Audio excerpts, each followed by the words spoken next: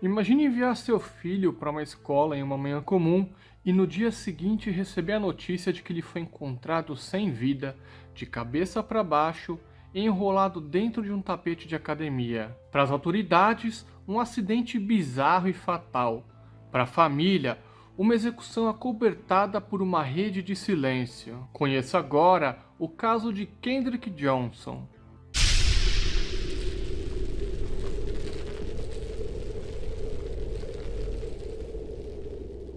Tudo começou no dia 10 de janeiro de 2013, na escola Lowndes High, na Geórgia. Kendrick, um jovem atleta de 17 anos com um futuro brilhante no futebol americano, entra no ginásio da escola às 13h09 para uma aula de educação física. Ele parece calmo, caminha tranquilamente e cruza o pátio. E essa é a última vez que ele é visto com vida. No dia seguinte, a escola entra em pânico. Seus pais, Jack e Kenneth, já haviam passado a noite em claro procurando pelo filho. Por volta das 10h30 da manhã, alguns estudantes que entraram no ginásio notaram algo estranho no canto da sala, onde ficavam os tapetes de luta, enrolados e guardados na vertical. Havia um par de meias saindo de dentro de um dos tapetes. Quando os alunos se aproximaram e empurraram o rolo de espuma, o corpo de Kendrick caiu de lá de dentro. Ele estava rígido, com o rosto inchado e marcas de sangue. A conclusão da polícia veio em tempo recorde, e é aqui que o roteiro do acidente começa a ser escrito. Segundo os investigadores, Kendrick costumava guardar os seus tênis dentro dos tapetes para não precisar pagar o aluguel do armário. Naquele dia, ele teria deixado um pé do tênis cair no fundo de um dos tapetes. E ao tentar alcançá-lo, ele teria mergulhado de cabeça, ficado preso e morrido de asfixia posicional, que é quando o corpo fica em uma posição que impede a respiração. Mas é aqui que a gente precisa parar e analisar a física da coisa. O ombro de Kendrick media cerca de 48 centímetros. O buraco do tapete enrolado tinha apenas 35 centímetros. Como que um atleta com aquela envergadura conseguiu deslizar para dentro de um tubo de espuma tão apertado sem qualquer ajuda, sem sequer derrubar os tapetes que estavam ao lado? Agora, se a física já parece estranha, a cena do crime é um pesadelo técnico. Quando os peritos chegaram, eles encontraram um par de tênis Adidas laranja em cima de Kendrick, perto dos seus pés. Só que tinha um outro par de tênis preto embaixo dele, perto da cabeça. E no chão, logo abaixo de onde estava o rosto de Kendrick, havia uma poça de sangue. Mas aqui está o detalhe que a perícia oficial tentou ignorar. O tênis preto, que estava bem na trajetória do sangue, estava limpo. Como é possível uma pessoa sangrar por horas de cabeça para baixo e o objeto logo abaixo dela não ter nenhuma única mancha? Isso sugere que o corpo de Kendrick pode ter sido colocado ali depois de já estar morto, e o tênis jogado por cima em uma tentativa mal feita de forjar a cena. E se você acha que as câmeras de segurança esclareceriam tudo, se prepara para a maior decepção tecnológica da história da Geórgia. O ginásio era monitorado por 35 câmeras de alta tecnologia. No entanto, quando os advogados da família Johnson receberam as imagens, descobriram que faltavam horas de gravação. No exato momento em que Kendrick entra no ginásio e deveria ter sido visto indo em direção aos tapetes, a imagem sofre um pulo ou fica completamente borrada.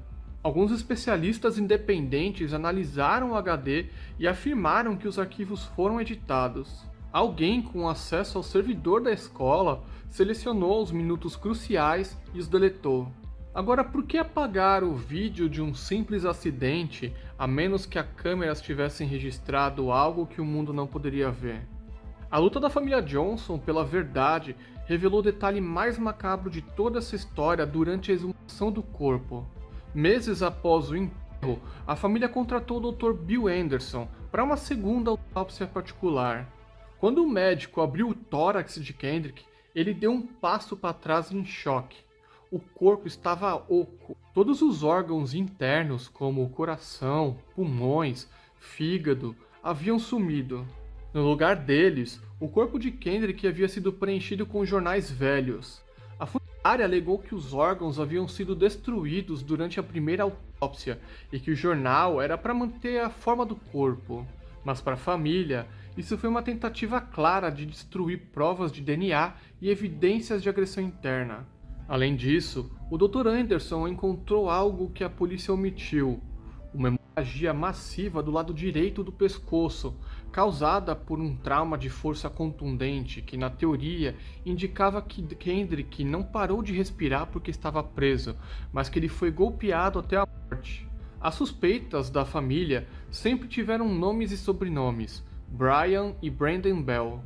Eram dois irmãos, colegas de escola de Kendrick, e um deles já havia tido uma briga física com ele no ônibus alguns meses antes. O detalhe que faz essa teoria ganhar força é que o pai dos garotos era Rick Bell, um agente especial do FBI naquela época. A família acredita que Kendrick foi morto em uma briga que saiu do controle e que o agente Bell usou sua influência federal para limpar a cena, editar as imagens, as câmeras e pressionar a polícia local a encerrar o caso como acidente.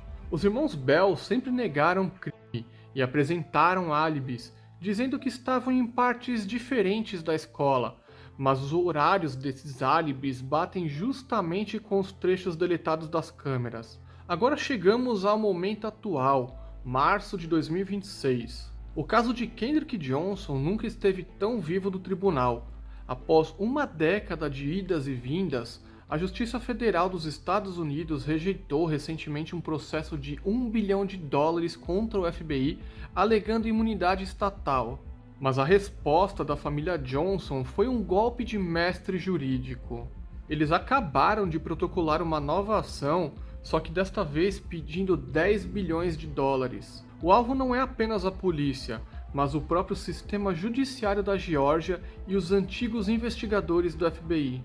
Eles alegam ter provas testemunhais de que o local do crime foi isolado por agentes federais antes mesmo da chegada da perícia local. Ou seja, é uma acusação direta de conspiração institucional que pode abalar as estruturas da lei americana. E no final das contas, o que aconteceu naquele ginásio em 2013 permanece como uma cicatriz aberta na cidade de Valdosta.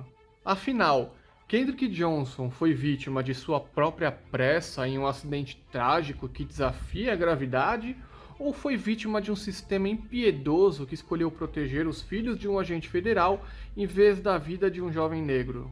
A ciência oficial insiste no acidente, mas cada detalhe, como o dos tênis limpos aos jornais dentro do corpo, grita uma verdade diferente. Mas o que você acha? Digita nos comentários, acidente ou assassinato. Eu quero ler cada teoria de vocês, porque é o engajamento de vocês que mantém casos como estes vivos. E se você curte casos reais e mistérios que parecem ficção, já deixa o like nesse vídeo, se inscreve no canal e ativa o sino de notificações, porque aqui tem histórias misteriosas e bizarras quase todo dia. Eu sou Victor Ângeles e a gente se vê no próximo vídeo. Até lá!